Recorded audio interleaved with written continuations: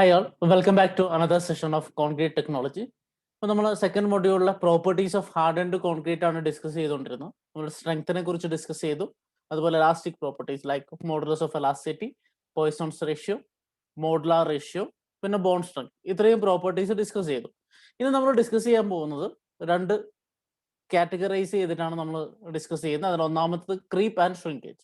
So creep shrinkage ഇത് നമുക്ക് രണ്ട് മൊഡ്യൂളിൽ വരുന്ന പോർഷൻസ് ആണ്. ഇപ്പോൾ മൊഡ്യൂൾ 2-ലുണ്ട് properties of hard and concrete ആയിട്ട്, മൊഡ്യൂൾ 4-ൽ നമ്മുടെ ഡ്യൂറബിലിറ്റിനെ എഫക്ട് ചെയ്യുന്ന ഫാക്ടേഴ്സ് ആയിട്ട് ക്രീപ്പ് ഷ്രിങ്കേജും വരുന്നുണ്ട്. നമ്മൾ ആ രണ്ട് മൊഡ്യൂളിലെ പോർഷൻസ് ഒരുമിച്ച് മിക്സപ്പ് ചെയ്തിട്ടാണ് ഇവിടെ പ്രസന്റ് ചെയ്യുക. അപ്പോൾ ആ സമയത്ത് നമ്മൾ എടുക്കില്ല. So you can follow this and we will B dealing creep and shrinkage in detail in this session. അത് കഴിഞ്ഞിട്ട് അതർ മിസലേനിയസ് പ്രോപ്പർട്ടീസ് ഞാൻ എഴുതിയിട്ടുണ്ട്. ആക്ച്വലി ആ പ്രോപ്പർട്ടീസ് മിസലേനിയസ് അല്ല, മിസലേനിയസ് ആണ്, ഇമ്പോർട്ടൻ്റ് അല്ല എന്നല്ല അതിൻ്റെ അർത്ഥം. നമ്മൾ അതിനെക്കുറിച്ച് വളരെ കുറച്ച് ഡിസ്കസ് ചെയ്യുന്നു. ഒരു 4 പ്രോപ്പർട്ടീസ് ഉണ്ട്, ലൈക്ക് ഡക്റ്റിലിറ്റി, ഫാറ്റീഗ്, ഇതുപോലത്തെ കുറച്ച് പ്രോപ്പർട്ടീസ് ഉണ്ട്. That we will be discussing in short. So ഇത്രയും കാര്യങ്ങളാണ് നമ്മൾ ഇന്ന് ഡിസ്കസ് ചെയ്യുക. With this today we will be concluding our module 2. Okay, so let us start our discussion with creep. Okay, ക്രീപ്പിന്റെ definition തന്നെ നമുക്ക് ആദ്യം നോക്കാം. Creep means time dependent deformation under sustained load. So deformationന്റെയും ലോഡിന്റെയും ടേംസിൽ ക്രീപ്പിനെ ഡിഫൈൻ ചെയ്യുക. It is the time dependent deformation under sustained load. Okay, ഇനി സ്ട്രെയിൻ്റെയും സ്ട്രെസ്സിന്റെയും ടേംസിലാണെങ്കിൽ ക്രീപ്പിനെ നമുക്ക് ഇങ്ങനെ ഡിഫൈൻ ചെയ്യാം. The increase in strain with the time under constant stress. So എല്ലായിടത്തും ഒരു ടൈം വരുന്നുണ്ട് അല്ലേ. So it is a time dependent value. So creep generally ഒരു ടൈം ഡിപ്പെൻഡന്റ് ഡിഫോർമേഷൻ ആണ്. സോ ക്രീപ്പ് എന്താണെന്ന് മനസ്സിലാക്കാൻ നമുക്കൊരു എക്സാമ്പിൾ വെച്ചിട്ട് ഒന്ന് വിഷ്വലൈസ് ചെയ്ത് നോക്കാം. ഓക്കെ, നമ്മൾ ചെയ്യാൻ പോകുന്നത് ഒരു ചെറിയ ബീം പോലത്തെ ഒരു സ്ട്രക്ചറൽ മെമ്പർ എടുക്കുന്നു. അപ്പോൾ നിങ്ങൾക്ക് ഇവിടെ കാണാം 2 സപ്പോർട്ട് ഉണ്ട്, അതിന്റെ മുകളിലൊരു ബീം ഉണ്ട്, അതിന്റെ ന്യൂട്രൽ ലെയർ ഞാൻ വരച്ചിട്ടുണ്ട്, ഒരു സെൻട്രൽ ആക്സിസ് ഞാൻ വരച്ചിട്ടുണ്ട്. Okay, now you are going to you are going to apply load on this member. So ഇതിന്റെ മുകളിൽ ഞാനൊരു ലോഡ് കൊണ്ടുവെക്കുന്നു. ഓക്കെ, യൂഷ്വലി ഏതൊരു മെമ്പർ ആയാലും നമ്മൾ അതിന്റെ മുകളിൽ ലോഡ് കൊണ്ടുവെടുത്താൽ എന്താ സംഭവിക്കുക? ഫസ്റ്റ് സ്റ്റെപ്പ് അത് ഡീഫോം ചെയ്യും അല്ലെ. ഇപ്പൊ ഒരു സ്കെയില് 2 ബുക്കിന്റെ ഇടയ്ക്ക് വെച്ചിട്ട് നമ്മൾ വെയിറ്റ് കൊണ്ടുവച്ച് എന്ത് സംഭവിക്കും? സ്കെയില് പെട്ടെന്ന് ഡീഫോം ചെയ്യും. അതുപോലെ ഈ ലോഡ് അപ്ലൈ ചെയ്ത് എന്താ സംഭവിക്കും? ഇവിടെ ഡീഫോമേഷൻ സംഭവിക്കും അല്ലെ. So when you apply load to this member, instantly at that instant deformation takes place. ആ ലോഡ് കൊണ്ട് at the same instant deformation നടക്കും. നിങ്ങൾക്കറിയാം ഇതിന്റെ സെൻട്രൽ ലൈൻ ഇവിടെയാണ്, ഈ ഡിഫോംഡ് ഷേപ്പിന്റെ സെൻട്രൽ ലൈൻ ഇവിടെയാണ്. So there is A deformation happening അല്ലേ. ഈ ഡിഫോമേഷൻ ഇൻസ്റ്റന്റേനിയസ് ഡിഫോമേഷൻ ആണ്. അതായത് ലോഡ് അപ്ലൈ ചെയ്യുന്ന സമയത്ത് ആ പെർട്ടിക്കുലർ ഫ്രാക്ഷൻ ഓഫ് സെക്കൻഡിൽ നടക്കുന്ന ഡിഫോമേഷൻ ആണ്. So it is the instant loading deformation that is taking place due to load. So അത് ഇലാസ്റ്റിക് ആണ്. നമ്മൾ ആ ലോഡ് എടുത്തു കഴിഞ്ഞാൽ ഇത് തിരിച്ച് പഴയതുപോലെ ആവാം. സോ ഡിപ്പെൻസ് ഓൺ എത്ര ലോഡ് നമ്മൾ അപ്ലൈ ചെയ്യുന്നു, എത്ര ഡിഫോർമേഷൻ നടക്കുന്നതിനെ ബേസ് ചെയ്തിരിക്കും, ആ മെമ്പറിന്റെ കപ്പാസിറ്റി അനുസരിച്ചിരിക്കും. സോ ഇത് എന്ന് പറയുന്നത് നമ്മൾ ലോഡ് ചെയ്യുന്ന ആ മൊമെന്റിൽ എത്ര ഡിഫോർമേഷൻ നടക്കുന്നു എന്നാണ് ഇൻസ്റ്റന്റ് ലോഡിങ് കൊണ്ട് നമ്മൾ പറയുന്നു. ഓക്കെ, നൗ ഈ ലോഡ് നമ്മൾ അവിടെ തന്നെ വെക്കുന്നു, കുറച്ച് സമയം പാസ് ചെയ്യുന്നു എന്ന് വിചാരിക്കാം. Okay, as time passes and we are keeping this load there, load remove ചെയ്യുന്നില്ല, ലോഡ് അവിടെ തന്നെ വെക്കുന്നു, എന്ത് സംഭവിക്കും? സോ ഓൾറെഡി അതിന് ഇൻസ്റ്റന്റ് ഡിഫോർമേഷൻ നടന്നിട്ടുണ്ടാവും. ആ ഷേപ്പാണ് ഞാൻ ഇവിടെ കാണിച്ചിരിക്കുന്നത്. സോ ഇൻസ്റ്റന്റ് ഡിഫോർമേഷൻ നടന്നു, അതിന്റെ സെൻട്രൽ ലൈൻ നിങ്ങൾക്ക് കാണാം. സ്റ്റിൽ നമ്മൾ ലോഡ് അവിടെ തന്നെ വെച്ചിട്ടുണ്ട്. സോ കുറച്ച് സമയം കഴിയുമ്പോൾ എന്ത് സംഭവിക്കും? കുറച്ചുകൂടെ ഈ ബീം ഡിഫോം ചെയ്യും അല്ലെ. അറ്റ് അനദർ ടൈം ഇത് കുറച്ചുകൂടെ ഡിഫോം ചെയ്യും. കുറച്ചുകൂടെ സമയം കഴിയുമ്പോൾ അത് കുറച്ചുകൂടെ ഡിഫോം ചെയ്യും. ഇനി കുറച്ചുകൂടെ സമയം കഴിഞ്ഞാൽ അത് കുറച്ചുകൂടെ ഡിഫോം ചെയ്യും. അങ്ങനെ നമ്മൾ ലോഡ് എത്ര നേരം വെക്കുന്നോ ആ വെക്കുന്ന സമയത്തിനനുസരിച്ച് പതുക്കെ ഈ ഡിഫോർമേഷൻ ഇൻക്രീസ് ചെയ്തുകൊണ്ടിരിക്കും. സോ ഇതൊരു ഇൻസ്റ്റന്റേനിയസ് പ്രോസസ് അല്ല അല്ലെ. ലോഡ് അപ്ലൈ ചെയ്യുന്ന മാത്രയിൽ ഇൻസ്റ്റന്റേനിയസ് ഡിഫോർമേഷൻ സംഭവിച്ചു. ഇനി ആ ലോഡ് നമ്മൾ അവിടെ തന്നെ വെക്കുന്നു. ലോഡ് അവിടെ തന്നെ വെക്കുന്ന സമയത്ത് ഈ ഡിഫോർമേഷൻ പതുക്കെ സമയം പോകുന്നതിനനുസരിച്ച് കൂടിക്കൊണ്ട് വരുന്നു. Okay, so there is A sustained load and deformation is continuing with time. Okay, so ഇവിടുത്തെ ടോട്ടൽ ഡിഫോർമേഷൻ എത്രയായിരിക്കും? ഇവിടം മുതൽ ഇവിടം വരെ അല്ലേ. So you can see this is the deformation. ഇവിടെ നമ്മൾ സെൻട്രൽ ലൈൻ മാത്രമേ കാണിച്ചിട്ടുള്ളൂ, ബീം മൊത്തം വരച്ചാൽ നിങ്ങൾക്ക് കൺഫ്യൂഷൻ ആവാൻ സാധ്യതയുള്ളതുണ്ട്. സോ ഇത് time 1 at some particular time deformation central line ഇവിടെയായിരുന്നു ബീമിന്റെ. കുറച്ച് കഴിഞ്ഞപ്പോൾ സെൻട്രൽ ലൈൻ ഇവിടെയായി, കുറച്ച് കഴിഞ്ഞപ്പോൾ സെൻട്രൽ ലൈൻ ഇങ്ങനെ beam goes on deforming. Okay, so this deformation under the sustained load, okay, orca, this deformation under the sustained load as time passes is known as creep. Creep എന്താണെന്ന് മനസ്സിലായോ? രണ്ടും തമ്മിലുള്ള വ്യത്യാസം നിങ്ങൾക്ക് മനസ്സിലായെന്ന് വിചാരിക്കുന്നു. സോ യൂഷ്വലി നമ്മൾ പറയുന്ന ഡിഫോർമേഷൻ, നിങ്ങൾ സ്ട്രക്ചറൽ ഡിസൈൻ കോഴ്സ് കഴിഞ്ഞിട്ടാണ് വരുന്നത് അല്ലേ? അപ്പോൾ നമ്മൾ ഡിഫ്ലക്ഷൻ ഡിസൈൻ ഒക്കെ ചെയ്യാറുണ്ട്. ഡിഫ്ലക്ഷൻ ലിമിറ്റ് സ്റ്റേറ്റ് ഓഫ് സർവീസിബിലിറ്റിയിൽ ഡിഫ്ലക്ഷൻ എന്ന് പറഞ്ഞൊരു സാധനം ഉണ്ട് അല്ലേ? ലോഡ് അപ്ലൈ ചെയ്യുമ്പോൾ ഡിഫ്ലക്ഷൻ വരും. നിങ്ങൾ തിയറി ഓഫ് സ്ട്രക്ചേഴ്സിൽ പല ഇക്വേഷൻസ്, പല തിയറീസ് വെച്ച് ഡിഫ്ലക്ഷൻ കണ്ടുപിടിക്കുകയൊക്കെ ചെയ്തിട്ടുണ്ട്. ആ ഡിഫ്ലക്ഷൻ എന്ന് പറയുന്നത് നമ്മൾ ലോഡ് അപ്ലൈ ചെയ്യുമ്പോൾ ആ ഇൻസ്റ്റന്റിൽ വരുന്ന ഡിഫ്ലക്ഷൻ ആണ്. ക്രീപ്പ് എന്ന് പറഞ്ഞാൽ ആ ഇൻസ്റ്റന്റേനിയസ് ഡിഫ്ലക്ഷൻ അല്ല, അല്ലെങ്കിൽ ഡിഫോർമേഷൻ അല്ല. ക്രീപ്പ് എന്താണ്? സമയം പോകുന്നതിനനുസരിച്ച് ആ ലോഡ് അവിടെ തന്നെ നിൽക്കുകയാണെങ്കിൽ അതിന് വരുന്ന extra deformation. It is dependent on time. So time pass ചെയ്യുന്നതിനനുസരിച്ച് വരുന്ന എക്സ്ട്രാ ഡിഫോർമേഷൻ അണ്ടർ സസ്റ്റൈൻഡ് ലോഡിനെയാണ് നമ്മൾ എന്ത് വിളിക്കുക? ക്രീപ്പ് എന്ന് വിളിക്കുക. സോ ഈ ലോഡ് റിമൂവ് ചെയ്തില്ലെങ്കിൽ the beam deforms with time under the sustained load.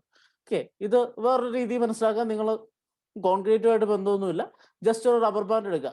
ആ റബ്ബർ ബാൻഡിന്റെ ഒരു വെയിറ്റ് തൂക്കിയിട്ട് ആദ്യം സംഭവിക്കും, ആദ്യം റബ്ബർ ബാൻഡ് ഇച്ചിരി വലിയും അല്ലേ? കുറച്ചു നേരം ആ വെയിറ്റ് തൂക്കിയിടുക എന്ന് വിചാരിക്കാം. സോ റബ്ബർ ബാൻഡിൽ ഫസ്റ്റ് ഇൻസ്റ്റന്റിൽ നമ്മൾ ലോഡ് തൂക്കിയിടുമ്പോൾ ആ റബ്ബർ ബാൻഡ് ഇച്ചിരി വലിയും അല്ലേ? ദാറ്റ് ഈസ് ഇൻസ്റ്റന്റ് ലോഡിലുള്ള ഡിഫോർമേഷൻ. ഇനി കുറച്ചു നേരം നമ്മൾ ആ റബ്ബർ ബാൻഡ് അങ്ങനെ തന്നെ വെച്ച് ഈ ലോഡ് അതിൽ വെച്ചുകൊണ്ടിരിക്കുകയാണെങ്കിൽ എന്ത് സംഭവിക്കും? റബ്ബർ ബാൻഡ് കുറച്ചുകൂടെ വലിഞ്ഞ് പോകും. നമ്മൾ എക്സ്ട്രാ ലോഡൊന്നും കൊടുക്കുന്നില്ല, സെയിം ലോഡ് തന്നെയാണ്, പക്ഷെ സമയം പാസ് ചെയ്യുന്നതിനനുസരിച്ച് ഈ റബ്ബർ ബാൻഡ് പതുക്കെ വലിഞ്ഞുകൊണ്ടിരിക്കും അല്ലേ? So that is creep. The extra deformation that is taking place under sustained load is known as creep and it is dependent on time. Okay, so ക്രീപ്പിലെ ഈ പറഞ്ഞ കാര്യങ്ങൾ നമുക്കൊരു ഗ്രാഫിലൂടെ വിഷ്വലൈസ് ചെയ്ത് നോക്കാം. ഓക്കെ, നമ്മളിപ്പോൾ പറഞ്ഞല്ലേ, ആദ്യം ലോഡ് വെക്കുന്ന സമയത്ത് ഒരു ഇൻസ്റ്റന്റേനിയസ് ഡിഫോർമേഷൻ നടക്കും, അത് കഴിയുമ്പോൾ ക്രീപ്പ് നടക്കുന്നു. അത് നമുക്കൊന്ന് ഗ്രാഫിലൂടെ നോക്കാം. ഓക്കെ, സോ ഇവിടെ നമ്മൾ വരയ്ക്കുന്ന ഗ്രാഫ് ടൈം വേഴ്സസ് ഡിഫോർമേഷൻ ഗ്രാഫാണ്. ടൈം എക്സ് ആക്സിസിൽ, ഡിഫോർമേഷൻ വൈ ആക്സിസിൽ. നമ്മളിപ്പോൾ പറഞ്ഞ കാര്യങ്ങളൊന്നും എടുത്തു നോക്കിയാൽ, ആദ്യം at the instant of loading അല്ലേ, ടൈം 0 ആകുമ്പോൾ ലോഡൊന്നുമില്ല, പക്ഷെ നമ്മൾ ലോഡ് വെക്കുമ്പോൾ പെട്ടെന്ന് എന്ത് സംഭവിക്കും?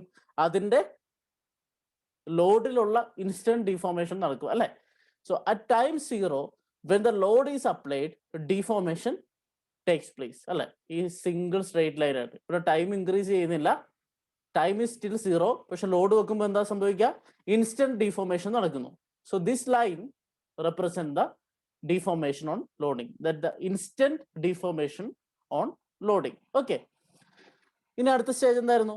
നമ്മൾ ഈ ലോഡ് അവിടെ തന്നെ വെക്കുന്നു അല്ലേ? ലോഡ് അതിൽ തന്നെ വെക്കുന്നു, ലോഡ് റിമൂവ് ചെയ്യുന്നില്ല, സമയം കൂടിക്കൊണ്ടിരിക്കുന്നു. ഓക്കെ, സോ സമയം കൂടുന്നു, ലോഡ് അവിടെ തന്നെ വെക്കുന്നു, അപ്പൊ എന്ത് സംഭവിക്കും? ഡിഫോർമേഷൻ പതുക്കെ സമയം കൂടുന്നതിനനുസരിച്ച് കൂടിക്കൊണ്ടിരിക്കും അല്ലേ? So the deformation increases like this. So under constant load deformation increases അല്ലേ? അതിന് നമ്മൾ വിളിക്കുന്ന പേരെന്താണ്? Creep. So this is your creep deformation. So ഇവിടം വരെ ഉള്ള ഡിഫോർമേഷൻ എന്ന് പറഞ്ഞാൽ നമ്മൾ ലോഡ് വെക്കുന്ന ഇൻസ്റ്റന്റിലുള്ള ഡിഫോർമേഷനാണ്. സോ ലോഡ് വെച്ച് കഴിഞ്ഞു, ഡിഫോർമേഷൻ നടന്നു, ഇനി സമയത്തിന്റെ കളിയാണ്. സോ സമയം മൂവ് ചെയ്തുകൊണ്ടിരിക്കുന്നു. സമയം മൂവ് ചെയ്യുന്നതിനനുസരിച്ച് നമ്മൾ നേരത്തെ പറഞ്ഞതുപോലെ ഈ സസ്റ്റൈൻഡ് ലോഡിൽ, അതായത് ഈ കോൺസ്റ്റന്റ് ലോഡിൽ ഡിഫോർമേഷൻ നടന്നുകൊണ്ടേയിരിക്കും. ആ ഡിഫോർമേഷൻ ആദ്യത്തെ അത്ര റേറ്റ് ഒന്നും ഉണ്ടാവില്ല അല്ലെ? പതുക്കെ ഈ കർവ് നിങ്ങൾക്ക് കയറുന്ന കാണാം. സോ ദാറ്റ് ഹൈറ്റ്, ഈ ഗ്രാഫിലെ ഈ ഹൈറ്റ്, അത് റെപ്രസെന്റ് ചെയ്യുന്നതാണ് ക്രീപ്പ് ഡിഫോർമേഷൻ. ഓക്കെ, സോ ഇത്രയും കാര്യങ്ങൾ നമ്മൾ കഴിഞ്ഞ സ്ലൈഡിൽ ഡിസ്കസ് ചെയ്തു. ഇനി ഈ ലോഡ് നമ്മൾ എടുത്തു മാറ്റി എന്ന് വിചാരിക്കാം. ഓക്കെ, ഈ ലോഡ് എടുത്തു മാറ്റുമ്പോൾ എന്താ സംഭവിക്കുക? സാധാരണഗതിയിൽ ഒരു എലാസ്റ്റിക് മെറ്റീരിയലിൽ അത് തിരിച്ച് പഴയ രൂപത്തിലോട്ട് വരാൻ നോക്കും, അതായത് അതിന്റെ ഡിഫോർമേഷൻ പോകും അല്ലെ? സോ ഇപ്പോൾ റബ്ബർ ബാൻഡ് വലിക്കുന്ന കാര്യം നമ്മൾ പറഞ്ഞു. റബ്ബർ ബാൻഡ് വലിച്ചിട്ട് വിട്ടാൽ എന്താ സംഭവിക്കുക? റബ്ബർ ബാൻഡ് തിരിച്ച് പഴയതുപോലെയാവും അല്ലെ? Similarly if you are going to remove the load, what happens first? ആദ്യം എന്ത് സംഭവിക്കും? നമ്മൾ ലോഡ് ചെയ്ത സമയത്ത് ഇൻസ്റ്റന്റ് ആയിട്ട് ഡിഫോർമേഷൻ നടന്നല്ലോ, അല്ലെ? ലോഡ് ചെയ്ത സമയത്ത് ഇൻസ്റ്റന്റ് ആയിട്ട് ഡിഫോർമേഷൻ നടന്നു. അതുപോലെ ലോഡ് റിമൂവ് ചെയ്യുന്ന ആ പെർട്ടിക്കുലർ ടൈം ഇൻസ്റ്റന്റിൽ ഇൻസ്റ്റന്റ് ആയിട്ട് റീകവറി നടക്കും. ഓക്കെ, റിക്കവറി എന്ന് വെച്ചാൽ ഡിഫോർമേഷൻ നടന്നത് തിരിച്ച് പഴയതുപോലെ ആയി പോകും. അപ്പൊ നമുക്ക് കാണാം ഡിഫോർമേഷൻ കുറഞ്ഞു വരുന്നത് അല്ലേ? So at the instant you are removing load, deformation decreases suddenly അല്ലേ? So that is known as instantaneous recovery. നമുക്ക് ഇൻസ്റ്റന്റേനിയസ് ആയിട്ട് ഡിഫോർമേഷൻ സംഭവിച്ചതുപോലെ ലോഡ് റിമൂവ് ചെയ്യുന്ന ആ പെർട്ടിക്കുലർ സെക്കൻഡിൽ ഇൻസ്റ്റന്റേനിയസ് ആയിട്ട് നഷ്ടപ്പെട്ട ഡിഫോർമേഷൻ റിക്കവറി ചെയ്യും. That is your instantaneous recovery. ഇനി അത് കഴിഞ്ഞു, പിന്നെയും സമയം മുന്നോട്ട് പോയിക്കൊണ്ടിരിക്കുകയാണ്. അങ്ങനെ സമയം മുന്നോട്ട് പോകുമ്പോൾ ഓൾറെഡി സമയം മുന്നോട്ട് പോയിക്കൊണ്ടിരുന്നപ്പോൾ നടന്ന ഡിഫോർമേഷൻ എന്താണ്? ക്രീപ്പാണ് അല്ലേ?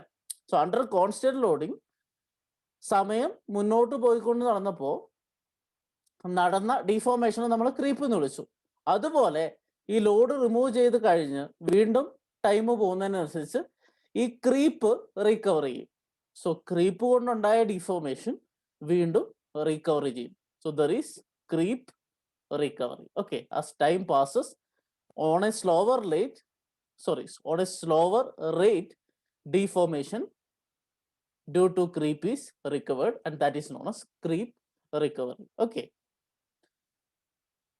ഇനി കംപ്ലീറ്റ് ആയിട്ട് ഈ ഗ്രാഫ് ഇവിടെ തീരുകയാണ്. അതിന്റെ അർത്ഥം നമ്മൾ ലോഡ് റിമൂവ് ചെയ്ത് കഴിഞ്ഞാൽ if that Lord is depends on load, എത്ര ലോഡ് നമ്മൾ അപ്ലൈ ചെയ്യുന്നതിനെ ബേസ് ചെയ്തിരിക്കും. എലാസ്റ്റിക് ലിമിറ്റിലുള്ള ലോഡ് ആണെങ്കിൽ അത് തിരിച്ചു വരും.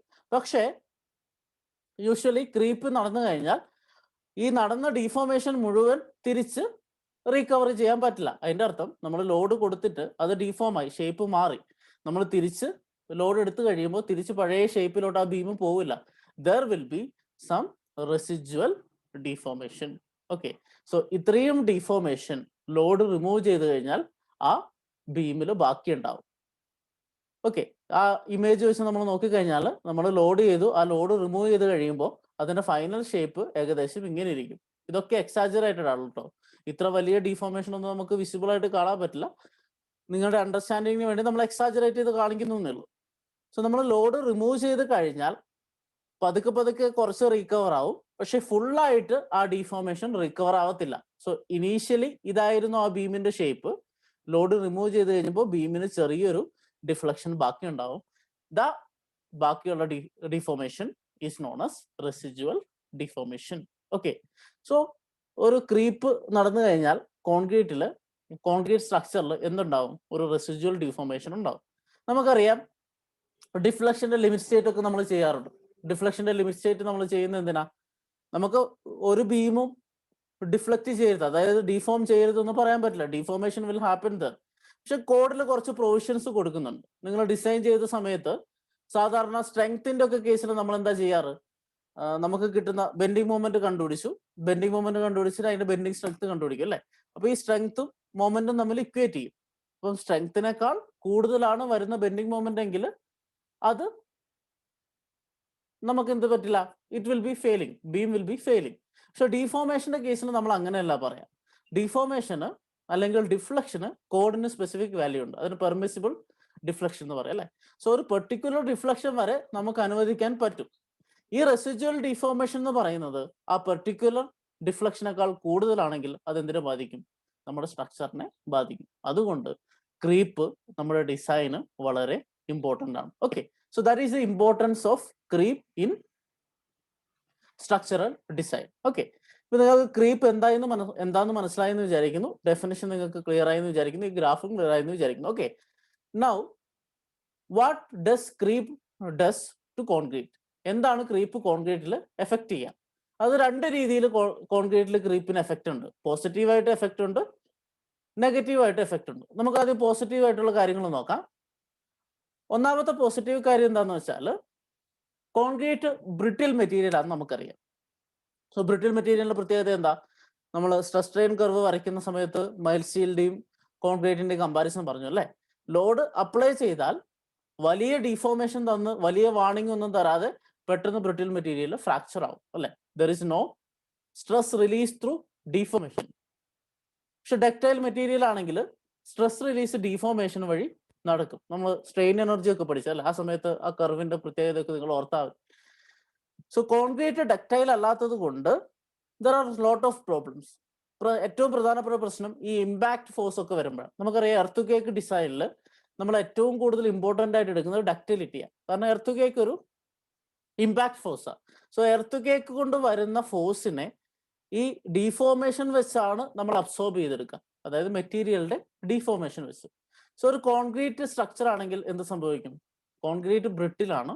ബ്രിട്ടിൽ ആയതുകൊണ്ട് അതിന് പെട്ടെന്ന് പൊട്ടിപ്പോയി, ഈ എനർജി അബ്സോർപ്ഷൻ നടക്കില്ല. ക്രീപ്പിന്റെ ബെനിഫിറ്റ് എന്താണെന്ന് വെച്ചാൽ creep provide some ductility to concrete. കാരണം എന്താ? ക്രീപ്പ് വഴി ഓൺ ടൈം, ഒരു പെട്ടെന്ന് നടക്കുന്ന ഡീഫോർമേഷൻ അല്ല അല്ലെ, ഇൻ ടൈം പതുക്കെ പതുക്കെ പതുക്കെ പതുക്കെ ചെറിയൊരു ഡീഫോർമേഷൻ നടക്കുന്നുണ്ട്. That gives some amount of ductility to concrete. Okay, ഇതിനെക്കുറിച്ച് ഡീറ്റെയിൽ ആയിട്ട് ഞാൻ പറയുന്നില്ല, ജസ്റ്റ് നിങ്ങൾ അറിഞ്ഞാൽ മതി. ക്രീപ്പ് ഒരു പോസിറ്റീവ് ആസ്പെക്റ്റിൽ ഡക്റ്റിലിറ്റി ഇൻക്രീസ് ചെയ്യുന്നു. ഓക്കെ, ഇനി കോളത്തിലോട്ട് വരുവാണെങ്കിൽ നമുക്കറിയാം കോളം ഒരു വെർട്ടിക്കൽ മെമ്പറാണ്. കോളം വെർട്ടിക്കൽ മെമ്പറാണ്. ആ കോളത്തിന് നമ്മൾ റീഇൻഫോഴ്സ്മെന്റ് കൊടുക്കാറുണ്ട്, അതിന് ചുറ്റും സ്റ്റീലും കൊടുക്കാറുണ്ട്. സാധാരണ എന്താ സംഭവിക്കുക? നമ്മൾ ലോഡ് ചെയ്യുന്ന സമയത്ത് സ്റ്റീലാണ് ടെൻഷൻ എടുക്കുക അല്ലെ. സോ സ്റ്റീലിന് ടെൻഷൻ വരുമ്പോൾ സ്റ്റീലിലാണ്, കോളത്തിന് ആക്ച്വലി കംപ്രഷൻ ആണ് വരുന്നത്. സോ കംപ്രഷൻ വരുമ്പോൾ ബക്ലിംഗ് വരും അല്ലെ. ആ ബക്ലിങ്ങിന്റെ സമയത്ത് ടെൻഷൻ കംപ്രഷൻ വരുന്നു. ഓക്കെ, ഈ ബക്ലിംഗ് സംഭവിക്കുന്ന സമയത്ത് സ്റ്റീലിലാണ് ഡീഫോർമേഷൻ മേജർ ആയിട്ട് നടക്കുക അല്ലെ സാധാരണഗതിയിൽ, കാരണം കോൺക്രീറ്റ് ബ്രിട്ടിലാണ്. സോ സ്റ്റീലിന് ഡീഫോർമേഷൻ നടക്കുമ്പോൾ എൻറ്റയർ ലോഡിന്റെ റെസിസ്റ്റൻസ് ആര് ചെയ്യേണ്ടി വരും? സ്റ്റീൽ ചെയ്യേണ്ടി വരും ഈ ബക്ലിംഗ് കേസിൽ. പക്ഷേ നമുക്കറിയാം ക്രീപ്പ് കൊണ്ട് ഡീഫോർമേഷൻ നടക്കുന്നുണ്ട്. ക്രീപ്പ് കൊണ്ട് കോൺക്രീറ്റിൽ ഡീഫോർമേഷൻ നടക്കുന്നുണ്ട്. പക്ഷേ ഈ ഡീഫോർമേഷൻ കോൺക്രീറ്റിന് ഒറ്റയ്ക്ക് ചെയ്യാൻ പറ്റില്ല, അല്ലെങ്കിൽ സ്റ്റീലിന് ഒറ്റയ്ക്ക് ചെയ്യാൻ പറ്റില്ല. കാരണം എന്താ? രണ്ടും കൂടെ ഒരുമിച്ചായിരിക്കുന്നു. അപ്പൊ ഈ ക്രീപ്പ് ഡീഫോർമേഷനും ഈ സ്റ്റീലിന്റെ ഡീഫോർമേഷനും ഒരുമിച്ച് നടക്കുന്ന സമയത്ത് എന്താ സംഭവിക്കുക? ഈ രണ്ട് സാധനങ്ങൾ തമ്മിൽ, സ്റ്റീലും കോൺക്രീറ്റും തമ്മിൽ ഈ വരുന്ന സ്ട്രെസ് തമ്മിൽ ഡിവൈഡ് ചെയ്തു പോകാൻ പറ്റും. So there is a transfer of stress taking place due to creep. Okay, അടുത്തത് സ്റ്റാറ്റിക്കലി ഇൻഡിറ്റർമിനേറ്റ് സ്ട്രക്ചേഴ്സ്. നിങ്ങൾ തിയറി ഓഫ് സ്ട്രക്ചേഴ്സിൽ അവസാനം ചെയ്ത എല്ലാ മെത്തേഡും സ്റ്റാറ്റിക്കലി ഇൻഡിറ്റർമിനേറ്റ് സ്ട്രക്ചേഴ്സിന്റെ അനാലിസിസ് ആയിരുന്നു. അതിൽ സ്റ്റാറ്റിക്കലി ഇൻഡിറ്റർമിനേറ്റ് സ്ട്രക്ചേഴ്സിന്റെ പ്രത്യേകത എന്ന് വെച്ചാൽ അതിന്റെ ജോയിൻസ് റിജിഡ് ആയിരിക്കും. ജോയിൻസ് റിജിഡ് ആവുമ്പോൾ, അല്ലെങ്കിൽ ഒരു റൊട്ടേഷൻ പോസിബിലിറ്റി ഇല്ലാതെ വരുമ്പോൾ അവിടെ സ്ട്രെസ് കോൺസെൻട്രേറ്റ് ചെയ്യാൻ സാധ്യതയുണ്ട്. പക്ഷെ കോൺക്രീറ്റിൽ ക്രീപ്പ് ഉള്ളതുകൊണ്ട് എന്ത് സംഭവിക്കും? You can allow some deformation which can relieve some stress. ഈ ഡിഫോർമേഷൻ വഴി കുറച്ച് സ്ട്രെസ്സിനെ റിലീവ് ചെയ്യാൻ പറ്റും. So these are the positive effects of creep. So ഇതിന്റെ തിയറട്ടിക്കൽ സൈഡിലോട്ട് ഞാൻ അധികം പോയിട്ട് എക്സ്പ്ലെയിൻ ചെയ്തിട്ടില്ല, നിങ്ങൾ ജസ്റ്റ് ഈ പോയിന്റ്സ് മാത്രം ഓർത്താൽ മതി. സോ ക്രീപ്പ് ഡക്റ്റിലിറ്റി കൂട്ടും. അതുപോലെ കോളത്തിലാണെങ്കിൽ gradual transfer, axially loaded column ആണെങ്കിൽ gradual transfer of stress possible ആണ്. ഇനി സ്റ്റാറ്റിക്കലി ഇൻഡിറ്റർമിനേറ്റ് സ്ട്രക്ചർ ആണെങ്കിൽ ആ കോളം ബീം ജംഗ്ഷനിൽ വരുന്ന സ്ട്രെസ് കോൺസെൻട്രേഷൻ റിലീവ് ചെയ്യാൻ ക്രീപ്പ് സഹായിക്കും. ഇത് പോസിറ്റീവ് എഫക്ട്സ് ആണ്. ഇനി ഒരുപാട് നെഗറ്റീവ് എഫക്ട്സും ഉണ്ട് ക്രീപ്പിന്. നമ്മൾ ഓൾറെഡി പറഞ്ഞ കാര്യമാണ് കഴിഞ്ഞ സ്ലൈഡിൽ. സോ ക്രീപ്പിന് എന്താ? ക്രീപ്പ് ഒരു ഇറിവേഴ്സിബിൾ ക്രീപ്പ് അല്ലെങ്കിൽ എന്ന് വെച്ചാൽ നമ്മൾ ലോഡ് അപ്ലൈ ചെയ്തിട്ട് കുറച്ച് ക്രീപ്പ് ബാക്കി വെക്കുക എന്ന് വിചാരിക്കാം, അതായത് നമ്മുടെ റെസിജ്വൽ ഡിഫോർമേഷൻ. അത് ആക്ച്വലി എന്ത് ചെയ്യും? നമ്മുടെ ഡിഫ്ലക്ഷനെ ഇൻക്രീസ് ചെയ്യും. ബീമിലാണെങ്കിൽ, കോളത്തിലാണെങ്കിലോ ബക്ലിങ്ങിനെ ഇൻക്രീസ് ചെയ്യും. സോ എക്സെൻട്രിക്കലി ലോഡഡ് കോളംസ്, നിങ്ങൾ കോളം ഡിസൈൻ പഠിച്ചിട്ടുണ്ടാവും, അതിൽ യൂണി axial column, by axial column എന്നൊക്കെ പഠിച്ചിട്ട്. സോ ഒരു കോളത്തിൽ എക്സെൻട്രിക്കലായിട്ടാണ് ലോഡ് അപ്ലൈ ചെയ്തെങ്കിൽ ഓൾറെഡി അവിടെ മൊമെന്റ് ഉണ്ട്, അതുകൊണ്ട് ബക്ലിംഗ് നടക്കുന്നുണ്ട്. In addition to that, if there is creep, there is an additional buckling taking place in concrete column. Okay, so ആ ഒരു അഡീഷണൽ ബക്ലിംഗ് നടക്കും. ഇനി ബീമിൽ ഇതുപോലെ ബെൻഡ് ചെയ്യുന്ന സമയത്ത് കൂടുതൽ ഡിഫ്ലക്ഷൻ നടക്കും. സോ സാധാരണ നിങ്ങൾ തിയറി ഓഫ് സ്ട്രക്ചേഴ്സിൽ പഠിച്ച മെത്തേഡ് വഴി ഇപ്പം കണ്ടുപിടിക്കുന്ന ഡിഫ്ലക്ഷൻ എന്ന് പറയുന്നത്, അത് ലോഡ് അപ്ലൈ ചെയ്യുമ്പോൾ വരുമ്പോൾ ഇൻസ്റ്റന്റ് ഡിഫ്ലക്ഷൻ ആണ്. ആ ഇൻസ്റ്റന്റ് ഡിഫ്ലക്ഷന് മാത്രമാണ് നമ്മൾ ഡിസൈൻ ചെയ്യുന്നതെന്ന് വിചാരിക്കുക. ക്ലിയർ ആയിട്ട് പറഞ്ഞ മനസ്സിലാവുന്നു വിചാരിക്കുന്നു. നമ്മൾ ഡിസൈൻ ചെയ്യുന്ന സമയത്ത് നമ്മൾ ലോഡ് അപ്ലൈ ചെയ്യുന്നു ബീമിന് അല്ലെ. ആ ബീമിൽ ലോഡ് അപ്ലൈ ചെയ്യുമ്പോൾ ഒരു ഡിഫ്ലക്ഷൻ നടക്കുന്നുണ്ട്. ഓക്കെ, ആ ഡിഫ്ലക്ഷൻ ഇൻസ്റ്റന്റ് ഡിഫ്ലക്ഷൻ ആണ്. നമ്മൾ കോഡിൽ പറയുന്ന പെർമിസിബിൾ ഡിഫ്ലക്ഷൻ കാൽക്കുലേഷനൊക്കെ നമ്മൾ സാധാരണഗതിയിൽ കമ്പയർ ചെയ്യുന്നത് എന്താ, ഈ ഇൻസ്റ്റന്റ് ഡിഫ്ലക്ഷൻ ആണ്. പക്ഷെ നമ്മൾ അറിയാതെ ആസ് ടൈം പാസസ് എന്ത് സംഭവിക്കുന്നുണ്ട്, അവിടെ ക്രീപ്പ് നടക്കുന്നുണ്ട് അല്ലേ. സോ ക്രീപ്പ് നടക്കുമ്പോൾ കൂടുതൽ ഡിഫ്ലക്ഷൻ നടക്കാം. അപ്പൊ നമ്മൾ ഈ പറഞ്ഞ ഇൻസ്റ്റന്റ് ഡിഫ്ലക്ഷന് വേണ്ടി മാത്രം നമ്മൾ ബീം ഡിസൈൻ ചെയ്താൽ എന്ത് സംഭവിക്കും, ചിലപ്പോൾ ക്രീപ്പ് കൂടി ഡിഫോർമേഷൻ കൂടി നമുക്ക് പെർമിസിബിൾ ആയിട്ടുള്ള ഡിഫ്ലക്ഷനേക്കാൾ കൂടുതൽ ഡിഫ്ലക്ഷൻ അതിൽ വരാം. So we have to study the effects of creep and include it in design. അല്ലെങ്കിൽ എന്ത് സംഭവിക്കും, it can cause cracks in concrete beams or columns and that can lead to failure. So creep ഡിസൈനിൽ consider ചെയ്തില്ലെങ്കിൽ it can lead to the failure of the structure. Okay. And the last negative impact is loss in pre-stress. Pre-stress നിങ്ങൾ പഠിച്ചിട്ടുണ്ടാവില്ല. Pre-stressed structures എന്ന് പറഞ്ഞിട്ട് നമുക്കൊരു പുതിയതെന്നല്ല, നമ്മൾ especially bridges ഒക്കെ construct ചെയ്യുമ്പോൾ നമ്മൾ ഉപയോഗിക്കുന്ന ഒരു ടെക്നോളജിയാണ് പ്രീ സ്ട്രെസ്സിങ്. സോ പ്രീ സ്ട്രെസ്സിങ്ങിന്റെ ഡിസൈൻ നമ്മൾ പഠിക്കുന്ന സമയത്ത് loss in prestress calculate ചെയ്യാറുണ്ട്. ഈ ലോസ് നടക്കുന്നത് ഒരു പ്രധാന കാരണം ക്രീപ്പ് കൊണ്ടാണ്. സോ ക്രീപ്പ് നടക്കുമ്പോൾ നമ്മൾ അപ്ലൈ ചെയ്യുന്ന പ്രീ സ്ട്രെസ്സിങ് ഫോഴ്സിൽ ലോസസ് സംഭവിക്കും. സോ ആ ലോസസ് നമുക്ക് ഡിസൈനിൽ എടുക്കേണ്ടി വരും. ഞാൻ പ്രീ സ്ട്രെസ്സിനെ കുറിച്ചൊന്നും കൂടുതൽ പറയുന്നില്ല. You will study it anyway while you are going into the profession. Okay. So we are concluding effects of creep here. ഓർത്തിരിക്കുക, പോസിറ്റീവ് എഫക്ട്സ് ഉണ്ട്, നെഗറ്റീവ് എഫക്ട്സ് ഉണ്ട്. ഈ എഫക്ട്സ് ഒന്ന് ഓർമ്മയിൽ വെക്കുക, പോയിന്റ് ബൈ പോയിന്റ് ആയിട്ട് നിങ്ങൾ ഓർമ്മയിൽ വെക്കുക. അടുത്തത് ഫാക്ടേഴ്സ് അഫക്റ്റിംഗ് ക്രീപ്പ്. എന്തൊക്കെ കാരണങ്ങൾ കൊണ്ട് ക്രീപ്പ് ഇൻക്രീസ് ചെയ്യാമെന്ന് നമുക്ക് നോക്കാം. ഒന്നാമത്തത് influence of mix proportions. So കോൺക്രീറ്റിൽ ക്രീപ്പ് ആക്ച്വലി നടക്കുന്നത് അഗ്രിഗേറ്റിലല്ല, സിമെന്റ് പേസ്റ്റിലാണ് അല്ലെ. വീക്കർ ആയിട്ടുള്ള സാധനം സിമെന്റ് പേസ്റ്റ് ആണ്. അപ്പൊ സിമെന്റ് പേസ്റ്റിന്റെ ഡിഫോർമേഷൻ ആണ് ബേസിക്കലി ക്രീപ്പിന് കാരണം. ഇനി പേസ്റ്റ് പുവറർ ആണെന്ന് വിചാരിക്കാം. എന്ന് വെച്ചാൽ ക്രീപ്പിന് ഏതൊരു മെറ്റീരിയലും ഡിഫോം ആവാതിരിക്കണമെങ്കിൽ അതിന് ആവശ്യം സ്ട്രെങ്ത് വേണം അല്ലെ. സോ ആ സ്ട്രെങ്ത് ഇല്ലാത്ത വളരെ വീക്കായിട്ടുള്ള ഒരു പേസ്റ്റ് ആണെങ്കിൽ അതിനെന്ത് സംഭവിക്കും, കൂടുതൽ ക്രീപ്പിനുള്ള സാധ്യതയുണ്ട്.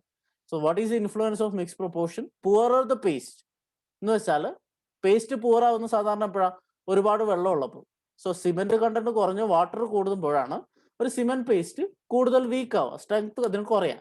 So poorer the paste larger will be the creep. That is influence of mix proportion. അടുത്തത് അഗ്രിഗേറ്റ്. ഞാൻ ജസ്റ്റ് നൗ പറഞ്ഞു, കോൺക്രീറ്റിൽ എവിടെയാണ് ക്രീപ്പ് മെയിൻ ആയിട്ട് നടക്കുക, സിമെന്റ് പേസ്റ്റിലാണ്. അഗ്രിഗേറ്റിൽ കുറച്ചുകൂടെ സ്ട്രോങ് ആയിട്ടുള്ള കമ്പോണന്റ് ആയതുകൊണ്ട് അഗ്രിഗേറ്റിന് ക്രീപ്പ് നടക്കുന്നില്ല. പക്ഷെ അഗ്രിഗേറ്റിന് വേറൊരു കാര്യം ചെയ്യാൻ പറ്റും. നമുക്കറിയാം അഗ്രിഗേറ്റും സിമെന്റ് പേസ്റ്റും കൂടെയുള്ള സാധനമാണ് എന്ത്, നമ്മുടെ കോൺക്രീറ്റ് എന്ന് പറയുന്നത്. അപ്പൊ ഈ സിമെന്റ് പേസ്റ്റ് ക്രീപ്പ് ചെയ്യാൻ അല്ലെങ്കിൽ ഡിഫോർമേഷൻ ചെയ്യാൻ നോക്കുമ്പോൾ അഗ്രിഗേറ്റിന് എന്ത് ചെയ്യാൻ പറ്റും, അത് റെസിസ്റ്റ് ചെയ്യാൻ പറ്റും അല്ലെ. സോ അഗ്രിഗേറ്റ് സ്ട്രോങ്ങർ സാധനമാണ്, അതിന്റെ ഇടയിൽ കടന്നിട്ടാണ് ഈ സിമെന്റ് പേസ്റ്റ് ക്രീപ്പ് ചെയ്യുക, അതായത് ഡിഫോം ചെയ്യുക. അപ്പൊ അഗ്രിഗേറ്റിന് എന്ത് ചെയ്യാൻ പറ്റും, അതിനെ റെസിസ്റ്റ് ചെയ്യാൻ പറ്റും. So stronger the aggregate lesser will be the creep. കാരണം കൂടുതൽ റെസിസ്റ്റൻസ് കൊടുക്കാൻ പറ്റും. That is the influence of aggregate on creep. കൂടുതൽ സ്ട്രോങ് ആയിട്ടുള്ള അഗ്രിഗേറ്റ് ആണെങ്കിൽ there will be less creep in concrete. Okay. And the last one is influence of age. ഏജിനെ കുറിച്ച് പറയുമ്പോൾ നമുക്കറിയാം കോൺക്രീറ്റിലെ സ്ട്രെങ്ത് ഡെവലപ്മെന്റ് എന്താണ്, ഒരു ടൈം ടേക്കിംഗ് പ്രോസസ് ആണ്. നമ്മൾ കഴിഞ്ഞ ക്ലാസ്സിൽ പറഞ്ഞു അല്ലെ. കോൺക്രീറ്റിലെ ഹൈഡ്രേഷൻ എന്ന് പറയുന്നത് ഒരു ഇൻസ്റ്റന്റിൽ നടക്കുന്ന കാര്യമല്ല. സോ ആദ്യം നടക്കും, അത് കഴിഞ്ഞ് അത് ലൈഫ് ലോങ്, കോൺക്രീറ്റിന്റെ ലൈഫ് ലോങ് അത് കണ്ടിന്യൂ ചെയ്തുകൊണ്ടിരിക്കും. നമ്മൾ പറഞ്ഞിരുന്നു. എന്നിട്ട് 28 days സ്ട്രെങ്ത്തിലൊക്കെയാണ്, 28 daysലൊക്കെയാണ് അതിന്റെ 90% അതിന്റെ അബവ് സ്ട്രെങ്ത് അറ്റൈൻ ചെയ്യാന്നൊക്കെ കഴിഞ്ഞ ക്ലാസ്സിൽ പറഞ്ഞത് അല്ലെ. But it is a time taking process. ഇപ്പൊ നമ്മൾ കോൺക്രീറ്റ് ഒരു സ്ട്രക്ചർ ഉണ്ടാക്കിയിട്ട് അതിന്റെ അത്യാവശ്യം ഈ പറയുന്ന 90% സ്ട്രെങ്ത് ഒന്നും എത്താത്ത രീതിയിൽ അതിന്റെ മുകളിൽ ലോഡ് അപ്ലൈ ചെയ്താൽ എന്താ സംഭവിക്കുക? So basically creep depends on load അല്ലെ. സോ ലോഡ് ആപ്ലിക്കേഷൻ നമ്മൾ ഇതിന്റെ ഫുൾ സ്ട്രെങ്ത് അറ്റൈൻ ചെയ്യാത്ത സമയത്ത്, അതായത് ആയിരിക്കുന്ന സമയത്ത്, കോൺക്രീറ്റിലെ ജെല്ല് എന്ന് പറഞ്ഞാൽ അഗ്രിഗേറ്റ് അല്ലാത്ത പോർഷൻ, അത് ആയിരിക്കുന്ന സമയത്ത് നമ്മൾ ലോഡ് അപ്ലൈ ചെയ്ത് കഴിഞ്ഞാൽ അതിന് കൂടുതൽ ക്രീപ്പ് ചെയ്യാനുള്ള സാധ്യതയുണ്ട്. കാരണം എന്താ, അതിന് സ്ട്രെങ്ത് കുറവാണ്. ആ സമയത്ത് അതിന്റെ സ്ട്രെങ്ത് അറ്റൈൻമെന്റ് കുറച്ച് കഴിഞ്ഞിട്ട്, ഇപ്പൊ 28 days ആണെങ്കിൽ എന്താണ് 90% മുകളിലാണ് അല്ലെ. സോ അത്രയും ഒരു ടൈം ഗ്യാപ്പ് കൊടുത്തിട്ടാണ് നമ്മൾ ആ സ്ട്രക്ചറിൽ ലോഡ് അപ്ലൈ ചെയ്യുന്നതെങ്കിൽ then what happens? It will be creeping less. So depends on the age of concrete. ഇപ്പം കോൺക്രീറ്റിൽ ഉള്ള ജെല്ല് ഓൾഡർ ആണെങ്കിൽ we will have less creep. And if we are applying load when the concrete is still young, അപ്പോൾ എന്താ സംഭവിക്കുക? Creep will be more. So these are the influence of different factors on creep. So with this we are concluding the creep portion. നിങ്ങൾക്ക് creep എന്താണെന്ന് മനസ്സിലായി എന്ന് വിചാരിക്കുന്നു. So creepന്റെ definition പഠിക്കുക, creepന്റെ effects പഠിക്കുക, എന്തൊക്കെ കാരണങ്ങളാണ്, എന്തൊക്കെ എഫക്ട്സ് ആണ് ക്രീപ്പിനുള്ളത്, പോസിറ്റീവും നെഗറ്റീവും പറഞ്ഞല്ലോ, അത് പഠിക്കുക. And finally you can study the factors affecting creep. എന്തൊക്കെ കാരണങ്ങൾ കൊണ്ടാണ് ക്രീപ്പ് ഉണ്ടാകുന്നത്, അല്ലെങ്കിൽ ക്രീപ്പിന് എന്തൊക്കെ ഫാക്ടേഴ്സ് നമ്മൾ കൊടുത്തു കഴിഞ്ഞാൽ കുറയ്ക്കാൻ പറ്റും എന്നുള്ളത് ഈ പോർഷനിൽ നിന്ന് മനസ്സിലാവും. അതും കൂടെ പഠിക്കുക. ഈ 3 കാര്യങ്ങൾ പഠിച്ചാൽ നിങ്ങൾക്ക് അത് ആൻസർ ചെയ്യാൻ പറ്റും. Okay, now we are moving to shrinkage. Shrinkage already നമ്മൾ ബ്രീഫായിട്ട് ഫ്രഷ് കോൺക്രീറ്റിന്റെ പ്രോപ്പർട്ടീസ് പഠിച്ചപ്പോൾ പറഞ്ഞു. അതിൽ പ്ലാസ്റ്റിക് ഷ്രിങ്കേജ് എന്ന് പറഞ്ഞൊരു പോർഷൻ ഉണ്ടായിരുന്നു. ബേസിക്കലി ഷ്രിങ്കേജ് എന്ന് പറഞ്ഞാൽ എന്താണ്? By definition, shrinkage is the reduction in volume of concrete due to the loss of moisture content in it. So കോൺക്രീറ്റിൽ മോയ്സ്ചർ കണ്ടന്റ് ഉണ്ട്. ആ മോയ്സ്ചർ കണ്ടന്റ് നഷ്ടപ്പെടുമ്പോൾ അതിരുന്ന സ്ഥലത്ത് എന്ത് സംഭവിക്കും? ഒന്നും ഇല്ലാണ്ടായി പോകും. അപ്പോൾ കോൺക്രീറ്റ് മൊത്തത്തിൽ ഷ്രിങ്ക് ചെയ്യും, അല്ലെങ്കിൽ ക്രാക്ക് വരും, അല്ലെ? ആ ഒരു പ്രോസസ്സിനെ നമ്മൾ വിളിക്കുന്ന പേരാണ് ഷ്രിങ്കേജ്. അപ്പൊ ഈ പറയുന്ന വാട്ടർ ലോസ് അല്ലെങ്കിൽ മോയ്സ്ചർ ലോസ് ഒറ്റ സിംഗിൾ സ്റ്റേജിൽ നടക്കുന്ന കാര്യമല്ല. ഇപ്പൊ നമ്മൾ ക്രീപ്പിനെ കുറിച്ച് പറഞ്ഞു. ക്രീപ്പ് ടൈം ടേക്കിംഗ് പ്രോസസ് ആണ്, അല്ലെ? പല സമയത്താണ് ക്രീപ്പ് സംഭവിക്കുന്നത്, ഡീഫോർമേഷൻ സംഭവിച്ചുകൊണ്ടിരിക്കുന്നത്. അതുപോലെ ഷ്രിങ്കേജ് എന്ന് പറയുന്ന കാര്യം നടക്കുന്നത് ഒരു സിംഗിൾ ഇൻസ്റ്റന്റിലല്ല. സോ തുടക്കത്തിൽ സണ്ണുമായിട്ട് എക്സ്പോസ്ഡ് ആകുമ്പോൾ കുറച്ച് വെള്ളം പോവും. പിന്നെ in time, as time passes water പോയിക്കൊണ്ടിരിക്കും. പല കാരണങ്ങൾ കൊണ്ട് വാട്ടർ നഷ്ടപ്പെട്ടുകൊണ്ടിരിക്കും, മോയ്സ്ചർ കണ്ടന്റ് നഷ്ടപ്പെട്ടുകൊണ്ടിരിക്കും. So shrinkage is also a time taking process. ഇത് എങ്ങനെ വെള്ളം പോകുന്നു, എപ്പോൾ വെള്ളം പോകുന്നു, ഏതൊക്കെ കാരണങ്ങൾ കൊണ്ട് മോയ്സ്ചർ കണ്ടന്റ് നഷ്ടപ്പെടുന്നു എന്ന് ബേസ് ചെയ്തിട്ട് ഷ്രിങ്കേജിനെ നമുക്ക് പല രീതിയിൽ ക്ലാസിഫൈ ചെയ്യാം. പല ടൈപ്പ് ഷ്രിങ്കേജ് ഉണ്ടെന്ന് പറയാൻ പറ്റും. So let's see what are those. First one is plastic shrinkage. So plastic shrinkage ആണ് നമ്മൾ ഫ്രഷ് കോൺക്രീറ്റിന്റെ കാര്യത്തിൽ പഠിച്ചത്. So first is plastic shrinkage, next is drying shrinkage, then autogeneous shrinkage, and the last one carbonation shrinkage. So ഈ 4 രീതിയിൽ shrinkage 4 particular ടൈമിൽ particular reasons കൊണ്ട് കോൺക്രീറ്റിൽ volume reduction സംഭവിക്കാൻ സാധ്യതയുണ്ട്. സോ അതിനെക്കുറിച്ചാണ് നമ്മൾ ആദ്യം കാണാൻ പോകുന്നത്. എന്താണ് പ്ലാസ്റ്റിക് ഷ്രിങ്കേജ്, എന്താണ് ഡ്രൈയിങ് ഷ്രിങ്കേജ്, എന്താണ് ഓട്ടോജീനിയസ് ഷ്രിങ്കേജ്, എന്താണ് carbonation shrinkage. So let us see one by one. Plastic shrinkage നമ്മൾ ഫ്രഷ് കോൺക്രീറ്റിൽ ഡിസ്കസ് ചെയ്തിരുന്നു. പ്ലാസ്റ്റിക് ഷ്രിങ്കേജ് എന്ന് പറഞ്ഞാൽ കോൺക്രീറ്റ് പ്ലാസ്റ്റിക് ആയിരിക്കുന്ന സ്റ്റേറ്റിൽ, കോൺക്രീറ്റ് പ്ലാസ്റ്റിക് ആയിരിക്കുന്ന സ്റ്റേറ്റ് ഏതാ? നമ്മൾ ഫ്രഷ് കോൺക്രീറ്റ് ആയിരിക്കുന്ന സമയത്ത്, അല്ലേ? ആ സമയത്ത് നടക്കുന്ന വാട്ടർ ലോസ് കൊണ്ട് നടക്കുന്ന ഷ്രിങ്കേജിനെ നമ്മൾ വിളിക്കുന്നതാണ് പ്ലാസ്റ്റിക് ഷ്രിങ്കേജ്. നമ്മൾ ഇൻസ്റ്റന്റ് ലോഡ് കൊണ്ടുള്ള ഡീഫോർമേഷൻ എന്ന് പറഞ്ഞ പോലെ ഇത് ഇൻസ്റ്റന്റ് ആയിട്ട് നടക്കുന്ന ഒരു ഷ്രിങ്കേജ് ആണ്, അല്ലെ? കാരണം കോൺക്രീറ്റ് സെറ്റ് ആവുന്നതിന് മുൻപ് നടക്കുന്ന ഷ്രിങ്കേജ് ആണ് പ്ലാസ്റ്റിക് ഷ്രിങ്കേജ്. സോ ഇത് 2 കാരണങ്ങൾ കൊണ്ടാണ് മെയിൻ ആയിട്ട് നടക്കുക. ഒന്നാമത് മിക്സ് ചെയ്യുന്ന സമയത്ത് നമ്മൾ ഉപയോഗിക്കുന്ന അഗ്രിഗേറ്റ് വാട്ടറിനെ അബ്സോർബ് ചെയ്തു എന്ന് വിചാരിക്കാം. അപ്പോൾ കോൺക്രീറ്റിലെ വാട്ടർ കണ്ടന്റ് കുറഞ്ഞിട്ടുണ്ടാവും. അതുപോലെ നമ്മളിത് പ്ലേസ് ചെയ്യുന്ന സമയത്ത് എക്സ്പോസ് ടു സൺലൈറ്റ് ആയിരിക്കും, അല്ലെ? എക്സ്പോസ് ടു അറ്റ്മോസ്ഫിയർ ആണ്. ആ സമയത്ത് ഇവാപറേഷൻ നടക്കാം. സോ ഈ 2 കാരണങ്ങൾ കൊണ്ട് പ്ലാസ്റ്റിക് ഷ്രിങ്കേജ് നടക്കാം. ഓർക്കുക, it is taking place when concrete is plastic. അതായത് ഹാർഡനിങ്ങിന് മുന്നേ നടക്കുന്ന ഷ്രിങ്കേജിനെ നമ്മൾ വിളിക്കുന്ന പേരാണ് എന്ത്? Plastic shrinkage. ഓക്കെ, ഇത് നമ്മൾ പറഞ്ഞു ഇത് ടൈം ടേക്കിംഗ് പ്രോസസ് ആണ്, അല്ലെ? സോ പ്ലാസ്റ്റിക് ഷ്രിങ്കേജിന്റെ സ്റ്റേറ്റ് കഴിഞ്ഞു, കോൺക്രീറ്റ് ഹാർഡൻ ചെയ്യാൻ തുടങ്ങി, അല്ലെ? ഹൈഡ്രേഷൻ നടന്നുകൊണ്ടിരിക്കുകയാണ്, കോൺക്രീറ്റ് ഹാർഡൻ ചെയ്യാൻ തുടങ്ങി.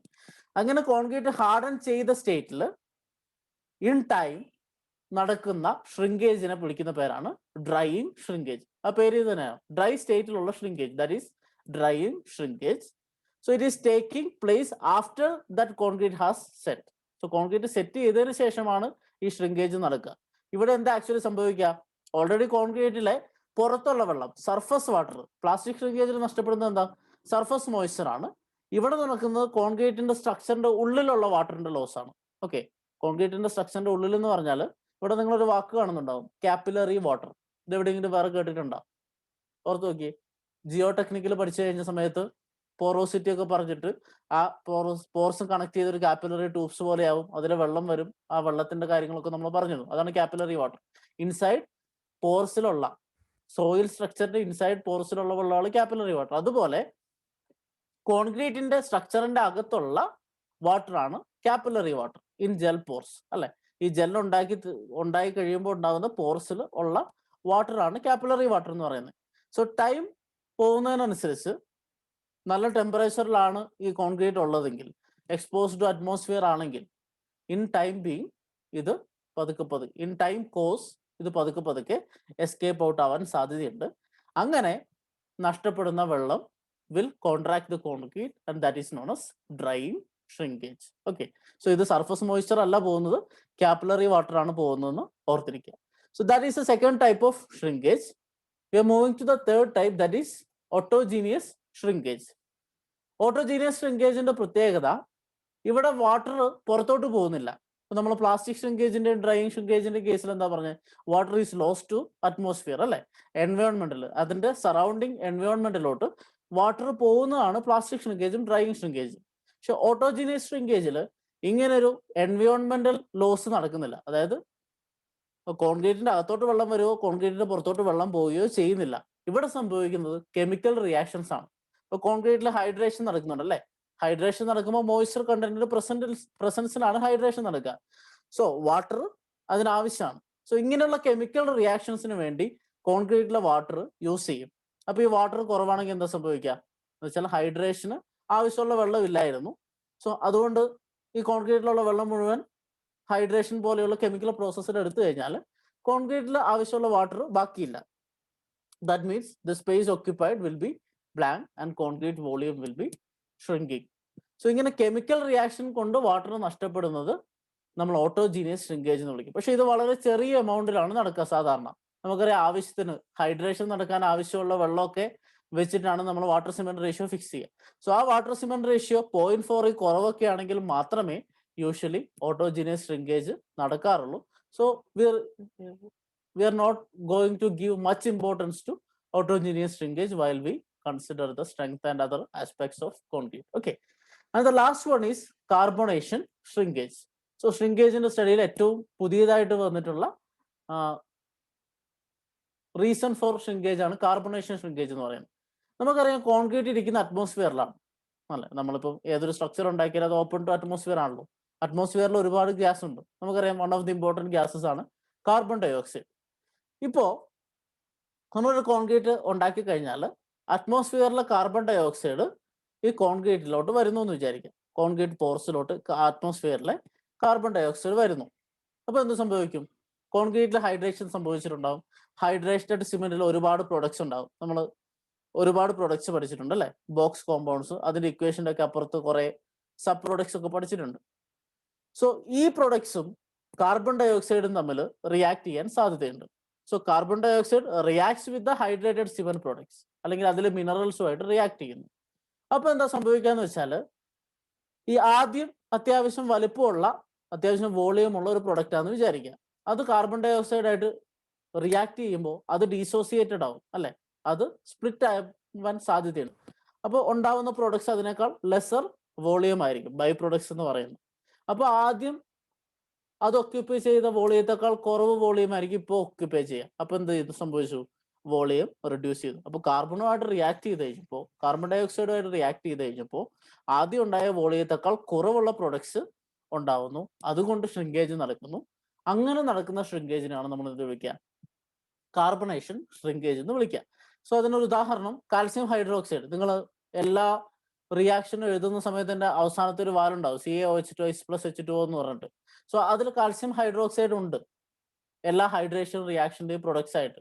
സോ ഈ കാൽസ്യം ഹൈഡ്രോക്സൈഡ് അത്യാവശ്യം വോളിയം ഒക്യുപ്പൈ ചെയ്യുന്ന പ്രൊഡക്റ്റ് ആണെങ്കിൽ അതിലോട്ട് കാർബൺ ഡൈ ഓക്സൈഡ് റിയാക്ട് ചെയ്ത് കഴിയുമ്പോൾ കാൽസ്യം കാർബണേറ്റ് ഉണ്ടാവും.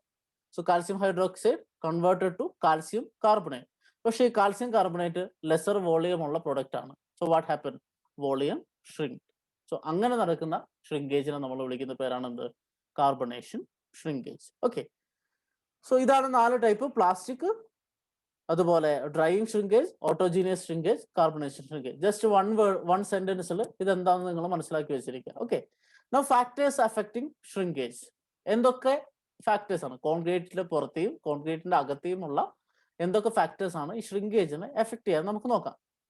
അതിൽ ഒന്നാമത്തത് റിലേറ്റീവ് ഹ്യൂമിഡിറ്റി ആണ്. നമ്മൾ പറഞ്ഞു, കോൺക്രീറ്റില് ഷ്രിങ്കേജ് നടക്കുന്നത് എന്തുകൊണ്ടാണ്, മോയ്സ്ചർ കണ്ടന്റിന്റെ ലോസ് കൊണ്ടാണ്. So if concrete is having good humidity, ഒരു ഹ്യൂമിഡ് അറ്റ്മോസ്ഫിയറിലാണ് കോൺക്രീറ്റ് ഉള്ളതെങ്കിൽ loss of moisture content will be less, അല്ലെ? അറ്റ്മോസ്ഫിയറിലെ ഹ്യൂമിഡിറ്റി ഉണ്ട്, so shrinkage will be less. Higher the relative humidity, lesser will be the shrinkage. That is effect of relative humidity on shrinkage. Okay. അടുത്തത് water cement ratio. നമ്മൾ ക്രീപ്പിന്റെ കാര്യം പറഞ്ഞതുപോലെ ഇവിടെയും shrinkage എന്ന് പറഞ്ഞത് നടക്കുന്നത് അഗ്രിഗേറ്റിലല്ല, ഏതിലാണ്? സിമെന്റ് പേസ്റ്റിലാണ്. സിമെന്റ് പേസ്റ്റിന്റെ സ്ട്രെങ്ത്തിനെ ബാധിക്കുന്ന ഏറ്റവും ഇമ്പോർട്ടന്റ് ആയിട്ടുള്ള ഒരു ഫാക്ടറാണ് വാട്ടർ സിമെന്റ് റേഷ്യോ, അല്ലെ? ഒരുപാട് വാട്ടർ കൂടിക്കഴിഞ്ഞാൽ, വാട്ടർ സിമെന്റ് റേഷ്യോ കൂടിക്കഴിഞ്ഞാൽ പൂറർ പേസ്റ്റ് ആയിരിക്കും. പൂറർ പേസ്റ്റിന് സ്ട്രെങ്ത് കുറവായിരിക്കും. It can go to shrinkage deformation, അല്ലെ? So if water cement ratio is higher, generally shrinkage also increases. Shrinkage increases with the increase in water cement ratio. അടുത്ത cement content നമ്മൾ already പറഞ്ഞു, അല്ലെ? Cement കൂടിക്കഴിഞ്ഞാൽ general കേസിൽ എന്ത് കൂടണം? shrinkage. Okay, ഇവിടെ വ്യത്യാസം വരുന്നത് സിമെന്റ് പേസ്റ്റിന്റെ കാര്യമല്ല, നമ്മൾ സിമെന്റ് കണ്ടന്റിന്റെ കാര്യം പറയാം. നമ്മൾ പറഞ്ഞു കോൺക്രീറ്റിൽ ഫൈൻ മെറ്റീരിയൽസും ഉണ്ട്, ഹാർഡർ ആയിട്ടുള്ള അഗ്രിഗേറ്റും ഉണ്ട്. സോ ഈ അഗ്രിഗേറ്റ് കൂടിക്കഴിഞ്ഞാൽ ഈ ഫൈനർ പാർട്ടിക്കിൾസിന്റെ എമൗണ്ട് കുറവായിരിക്കും, അല്ലെ? ഇപ്പൊ സിമെന്റ് കൂടുന്നെങ്കിൽ അഗ്രിഗേറ്റിന്റെ ക്വാണ്ടിറ്റി കുറവായിരിക്കും.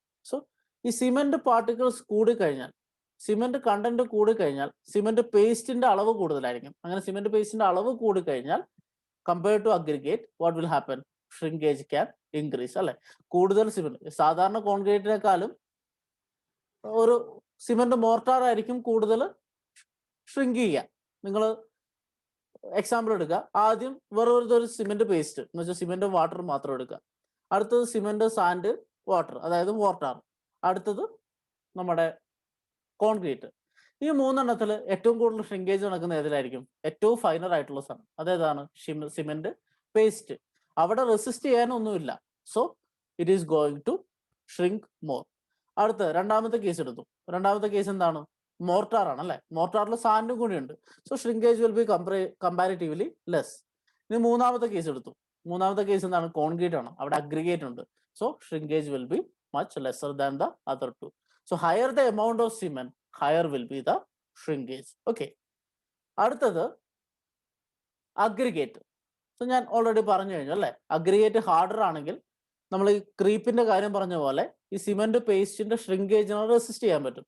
So harder the aggregate and larger the aggregate, the shrinkage will be lesser.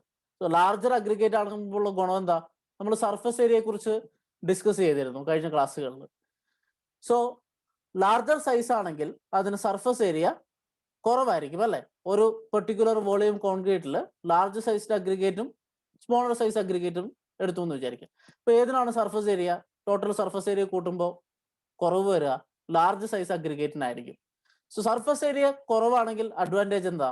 ആ സർഫസ് ഏരിയനെ ചുറ്റുന്ന സിമെന്റ് പേസ്റ്റിന്റെ അളവ് കുറവ് മതി, അല്ലെ? സിമെന്റ് പേസ്റ്റിന്റെ അളവ് കുറവ് മതി എന്ന് പറഞ്ഞാൽ ഓൾറെഡി സിമെന്റ് കുറഞ്ഞു, വാട്ടർ കണ്ടന്റും കുറഞ്ഞു, അല്ലെ? സോ അത് രണ്ടും കുറഞ്ഞാൽ ഓട്ടോമാറ്റിക് ആയിട്ട് എന്ത് സംഭവിക്കും? ഷ്രിങ്കേജും കുറയും. So harder and larger the aggregate, lesser will be the shrinkage. That is effect of aggregate on shrinkage. അടുത്തത് ക്യൂറിങ്. നമുക്കറിയാം മോയ്സ്ചർ ആണ്. മോയ്സ്ചർ കണ്ടന്റ് ലെവൽ മെയിൻറ്റെയിൻ ചെയ്യുന്നത് എന്താണ്? ക്യൂറിങ് ആണ്. സോ ഈ പ്രോപ്പർ ടൈമിൽ പ്രോപ്പർ രീതിയിൽ ക്യൂർ ചെയ്ത് കഴിഞ്ഞാൽ മോയ്സ്ചർ ലോസ് നമുക്ക് ചെക്ക് ചെയ്യാൻ പറ്റും. That will help in preventing shrinkage as well, അല്ലെ? So proper curing limits shrinkage. Next one, temperature. So humidity ഉണ്ടെങ്കിൽ shrinkage കുറയും നമ്മൾ പറഞ്ഞു. ഇപ്പൊ ടെമ്പറേച്ചർ കൂടുതലാണെങ്കിലോ, ഇപ്പൊ നമ്മൾ കോൺക്രീറ്റ് ചെയ്യുന്ന സ്ഥലം അല്ലെങ്കിൽ കോൺക്രീറ്റ് പ്ലേസ് ചെയ്യുന്ന സ്ഥലം അല്ലെങ്കിൽ കോൺക്രീറ്റ് ഇരിക്കുന്ന സ്ഥലത്ത് ടെമ്പറേച്ചർ കൂടുതലാണെങ്കിൽ എന്ത് സംഭവിക്കും? ഈ temperature with temperature water loss അല്ലെങ്കിൽ മോയ്സ്ചർ ലോസ് ഇൻക്രീസ് ചെയ്യും, അല്ലെ? So it will increase shrinkage. Higher the temperature, more is the cracking tendency. Okay. Next, presence of fines. നമ്മൾ സിമെന്റിന്റെ കാര്യം പറഞ്ഞ പോലെ ഫൈനർ മെറ്റീരിയൽ നമ്മൾ പോർസ് ഫില്ല് ചെയ്യാൻ വേണ്ടി മിനറൽ അഡ്മിക്സേഴ്സ് ആഡ് ചെയ്യുന്ന കാര്യമൊക്കെ പറഞ്ഞു, അല്ലേ? പക്ഷെ അതൊക്കെ കുറെ കൂടിക്കഴിഞ്ഞാൽ എന്താ സംഭവിക്കുക? കോൺക്രീറ്റ് കൂടുതൽ ഫൈനർ ആവും തോറും, അതായത് അഗ്രിഗേറ്റ് കുറഞ്ഞ ഫൈനർ പാർട്ടിക്കിൾസ് കൂടും തോറും ഓട്ടോമാറ്റിക്കലി എന്ത് സംഭവിക്കും? ഷ്രിങ്കേജ് കൂടും. So presence of fines, if it is of higher value, surface area കൂടും. സോ കൂടുതൽ വെള്ളം വേണ്ടി വരും, കൂടുതൽ സിമെന്റ് വേണ്ടി വരും. That will effects shrinkage. കൂടുതൽ വെള്ളം വരിക എന്ന് പറഞ്ഞാൽ it is high risk of shrinkage, അത്രയേ ഉള്ളൂ. സോ പ്രസൻസ് ഓഫ് ഫൈൻസ് കൂടുന്നതിനനുസരിച്ച് വാട്ടർ കണ്ടന്റ് കൂട്ടേണ്ടി വരും. വാട്ടർ കണ്ടന്റ് കൂടിക്കഴിഞ്ഞാൽ അത് ഷ്രിങ്കേജിനെയും കൂട്ടും. So these are the different factors that is affecting shrinkage. Okay, so ക്രീപ്പും ഷ്രിങ്കേജും നമ്മൾ കണ്ടു. നിങ്ങൾക്ക് ഞാനൊരു വർക്ക് തരുവാണ്. നിങ്ങൾക്ക് ആക്ടിവിറ്റി അവറിൽ ഗൂഗിൾ ചെയ്തോ ടെക്സ്റ്റ് ബുക്സ് റെഫർ ചെയ്തോ ചെയ്യാം. You have to make a table saying the difference between creep and shrinkage. You have to differentiate creep and shrinkage. രണ്ടും നമുക്കറിയാം, രണ്ടും ഡീഫോർമേഷൻസ് ആണ്. ഒന്ന് due to load, other one is not due to load, അല്ലെ, moisture loss കൊണ്ടാണ്. രണ്ടും time taking process ആണ്. ഇങ്ങനെ രണ്ടിനെയും കൂടെ കമ്പയർ ചെയ്ത് അതിന്റെ ഡിഫറൻസസ് വെച്ച് ഒരു ടേബിൾ ഉണ്ടാക്കിയിട്ട് നിങ്ങൾക്ക് ഗൂഗിൾ ക്ലാസ് റൂമിൽ തരാം. That is your activity from this portion. So we have completed creep and shrinkage, and now we are going to fastly look at the other miscellaneous properties. First one is stiffness of concrete. സാധാരണ stiff എന്ന് പറഞ്ഞാൽ എന്താ അർത്ഥം? അയാൾ ഭയങ്കര സ്റ്റിഫാന്ന് പറഞ്ഞാൽ അതിന്റെ അർത്ഥം എന്താ? നമുക്ക് എന്തെങ്കിലും ഒരു കാര്യം കൊണ്ട് അയാൾ ഒരു തീരുമാനം എടുത്തു കഴിഞ്ഞാൽ ആ തീരുമാനം മാറ്റാൻ പറ്റില്ല, അല്ലെ? എന്ത് ഫോഴ്സ് കൊടുത്തു കഴിഞ്ഞാലും അയാളുടെ തീരുമാനത്തെ മാറ്റാൻ പറ്റില്ല. സോ സ്റ്റിഫ്നെസ് എന്ന് പറയുന്ന ഒരു മെറ്റീരിയൽ പ്രോപ്പർട്ടി ആയിട്ട് നമ്മൾ എടുക്കുമ്പോഴും അത് തന്നെയാണ്. സോ മെറ്റീരിയൽ ഡീഫോർമേഷന് റെസിസ്റ്റ് ചെയ്യുന്നത് അതിന്റെ സ്റ്റിഫ്നെസ് കൊണ്ടാണ്. നമ്മൾ ലോഡ് അപ്ലൈ ചെയ്യുമ്പോൾ അതിന്റെ റെസിസ്റ്റൻസ്, ലോഡ് അപ്ലൈ ചെയ്യുമ്പോൾ സാധാരണ എന്താ സംഭവിക്കുക? ഡീഫോർമേഷൻ നടക്കും. സോ ആ ഡീഫോർമേഷനുള്ള റെസിസ്റ്റൻസിനെ നമ്മൾ വിളിക്കുന്ന പേരെന്താണ്? സ്റ്റിഫ്നെസ്. സ്റ്റിഫ്നെസ് സാധാരണ റെപ്രസെന്റ് ചെയ്യുക ലോഡ് ബൈ ഡീഫോർമേഷൻ ആണ്. സോ ആ ഒരു ബേസിൽ അതിന്റെ ഡെഫിനിഷൻ പറഞ്ഞാൽ it is the load required for unit deformation. So ഒരു മെറ്റീരിയലിൽ ഒരു യൂണിറ്റ് ഡിഫോർമേഷൻ നടക്കണമെങ്കിൽ നിങ്ങൾ എത്ര ലോഡ് അപ്ലൈ ചെയ്യണം? That is stiffness. ഇപ്പൊ സ്റ്റിഫ്നെസ് കൂടിയതിന് കൂടുതൽ ലോഡ് അപ്ലൈ ചെയ്താലേ ഡിഫോം ചെയ്യാൻ പറ്റുള്ളൂ, അല്ലെ? ഇപ്പൊ ഹാർഡസ്റ്റ് മെറ്റീരിയൽ എന്താണ്? ഡയമണ്ട് പോലത്തെ ഒരു മെറ്റീരിയൽ ആണെങ്കിൽ അതിൽ ഡിഫോർമേഷൻ നടക്കണമെങ്കിൽ അത്രയധികം ലോഡ് അപ്ലൈ ചെയ്യണം. ആ സമയത്ത് വീക്കർ ആയിട്ടുള്ള മെറ്റീരിയലിൽ കുറച്ച് ലോഡ് അപ്ലൈ ചെയ്താൽ ഡിഫോർമേഷൻ നടക്കും. So stiffer the material you have to apply more load for deformation. So concrete stiffness important ആണ്. ആൻഡ് കോൺക്രീറ്റിലെ strength development time taking process ആണ്, അല്ലെ? സോ ആ സ്ട്രെങ്ത് ഡെവലപ്മെന്റിന്റെ ടൈം ടേക്കിംഗ് സ്റ്റിഫ്നെസ് ഡെവലപ്മെന്റിലും ഉണ്ടാവും. ഇനി സ്റ്റിഫ്നെസിന്റെ ഇമ്പോർട്ടൻസ് നമുക്ക് ഡിസൈനിലുണ്ട്, അനാലിസിസിലുണ്ട്. ഇതിലെല്ലാം നമ്മൾ സ്റ്റിഫ്നെസ് ഉപയോഗിക്കാറുണ്ട്. സ്റ്റിഫ്നെസ് മെത്തേഡ് എന്ന് പറഞ്ഞാൽ തന്നെ മെട്രിക്സ് മെത്തേഡ്സ് ഉണ്ട് അനാലിസിസിൽ, നിങ്ങൾ പഠിച്ചിട്ടുണ്ടാവില്ല. So stiffness is very important parameter considering the design of structures. ഇനി സ്റ്റിഫ്നെസ് ലോഡ് ബൈ ഡിഫോർമേഷൻ ആണ്, അല്ലെ? ഈ ഡിഫോർമേഷൻ എന്തിന്റെ പ്രോപ്പർട്ടിയാണ്? മെറ്റീരിയൽ പ്രോപ്പർട്ടിയാണ്. നിങ്ങൾക്ക് ഇക്വേഷൻ ഒക്കെ PL3/EI എന്നൊക്കെ പറഞ്ഞിട്ടുള്ള ഇക്വേഷൻ, അല്ലെ? ഇയും ഐയും ഒക്കെ വരുന്നുണ്ട്. ഇ എന്ന് പറഞ്ഞാൽ മെറ്റീരിയൽ പ്രോപ്പർട്ടി, ഐ എന്ന് പറഞ്ഞാൽ സെക്ഷൻ പ്രോപ്പർട്ടി. സോ ആ മെറ്റീരിയലിന്റെ ആ സെക്ഷന്റെ പ്രോപ്പർട്ടീനെ ഡിപ്പെൻഡ് ചെയ്യുന്ന സാധനമാണ് സ്റ്റിഫ്നെസ്. അപ്പൊ കോൺക്രീറ്റിന്റെ സ്റ്റിഫ്നെസ്സും ഇതുപോലെ കോൺക്രീറ്റ് എലമെന്റ് ഉണ്ടാക്കുമ്പോൾ ആ എലമെന്റിന്റെ പ്രോപ്പർട്ടീസിനെ ഡിപ്പെൻഡ് ചെയ്തിരിക്കും. കോൺക്രീറ്റിന്റെ മോഡുലസ് ഓഫ് എലാസ്റ്റിറ്റി, അതുപോലെ ആ സെക്ഷന്റെ മൊമെന്റ് ഓഫ് ഇനേഷ്യനൊക്കെ ഡിപ്പെൻഡ് ചെയ്തിരിക്കും. Okay, that is stiffness. അടുത്ത ഡക്റ്റിലിറ്റി. ഡക്റ്റിലിറ്റി ഓൾറെഡി നമ്മൾ പറഞ്ഞു കഴിഞ്ഞു. And we have seen that concrete is a brittle material, അല്ലെ? ഡക്റ്റിലിറ്റി എന്ന് പറഞ്ഞാൽ എന്താ? The property by which a material can be drawn into thin wires. Thin wire ആയിട്ട് മെറ്റീരിയലിനെ വലിച്ച് നീട്ടി ഒരു വയർ പോലെ ആക്കാൻ പറ്റുന്ന പ്രോപ്പർട്ടിക്കാണ് ഡക്റ്റൈൽ എന്ന് പറയാറ്. നമുക്ക് വെൽ നോൺ എക്സാമ്പിൾ എന്താണ്? നമ്മുടെ മൈൽഡ് സ്റ്റീൽ, അതൊരു ഡക്റ്റൈൽ മെറ്റീരിയൽ ആണ്. അപ്പൊ ആ സമയത്ത് നമ്മൾ പറഞ്ഞിരുന്നു അത് ഫെയിൽ ആവുന്നതിന് മുമ്പ് നമുക്ക് ഇനഫ് വാർണിംഗ് കിട്ടും, കാരണം അത് അത്യാവശ്യം ഡിഫോം ചെയ്തിട്ടേ ഫെയിൽ ആവുള്ളൂ. പക്ഷെ കോൺക്രീറ്റിന്റെ കാര്യത്തിൽ അങ്ങനെയാണോ? ഇല്ല. കോൺക്രീറ്റിൽ പെട്ടെന്ന് ക്രാക്സ് വരും. നമ്മൾ കാണുന്ന പാടെ ഇതെന്ന് വെച്ചാൽ അതിന് സഫീഷ്യന്റ് ഡിഫോർമേഷൻ ഉള്ള പ്രൊവിഷൻ ഇല്ല, കാരണം ബ്രിട്ടിൽ ആയതുകൊണ്ട്. So it can fail and get cracks without any notice. ഈ ഡക്റ്റിലിറ്റിന്റെ ഇമ്പോർട്ടൻസ് വരുന്നത് സീസ്മിക് റെസിസ്റ്റൻസിലാണ്, ഞാൻ ഓൾറെഡി പറഞ്ഞു കഴിഞ്ഞു. സോ കോൺക്രീറ്റിൽ ഈ സീസ്മിക് റെസിസ്റ്റൻസിന് ഡക്റ്റിലിറ്റി കൊടുക്കാൻ വേണ്ടി നമ്മൾ സാധാരണ ചെയ്യുക റീഇൻഫോഴ്സ്മെന്റിന്റെ ഡീറ്റെയിലിംഗ് ആണ്. സോ ഡീറ്റെയിലിംഗ് നിങ്ങൾക്ക് എന്താന്ന് പറയാം, എങ്ങനെയാണ് കമ്പി കൊടുക്കുന്നത് എന്നതിനെ നമ്മൾ സൂചിപ്പിക്കുന്നതാണ് ഡീറ്റെയിലിംഗ്. സോ കോൺക്രീറ്റ് ഡീറ്റെയിലിങ്ങിന്, സീസ്മിക് ഡീറ്റെയിലിങ്ങിന് തന്നെ ഒരു പെർട്ടിക്കുലർ കോഡ് ഉണ്ട്. സോ ആ കോഡ് വെച്ചിട്ട് നമ്മൾ കോൺക്രീറ്റിന്റെ RC സ്ട്രക്ചേഴ്സിലെ സ്റ്റീലിനെ ഡീറ്റെയിൽ ചെയ്യാൻ നോക്കാറുണ്ട്. എന്തിനാ? സീസ്മിക് റെസിസ്റ്റൻസിന് വേണ്ടി, അതായത് സഫീഷ്യന്റ് ഡക്റ്റിലിറ്റി കോൺക്രീറ്റിന് കൊടുക്കാൻ വേണ്ടി ഉപയോഗിക്കാറുണ്ട്. So that is the ductility aspect of concrete. Just നിങ്ങൾക്ക് ഇതൊന്ന് അറിഞ്ഞു വെച്ചാൽ മതി. This can be asked four 2 marks questions ഓരോന്നും. അടുത്തത് ഫറ്റീഗ്. സോ ഫറ്റീഗ് എന്ന് പറഞ്ഞാൽ നിങ്ങൾ ഇപ്പോൾ ഉള്ള അവസ്ഥയാണ് ഫറ്റീഗ് എന്ന് പറയാം. ഫറ്റീഗ് നിങ്ങളൊന്ന് ഗൂഗിൾ ചെയ്ത് നോക്കുക. ഗൂഗിൾ ചെയ്ത് നോക്കുമ്പോൾ അതിന്റെ ഇംഗ്ലീഷ് വാക്കിന്റെ അർത്ഥം നിങ്ങൾക്ക് കാണാൻ പറ്റും.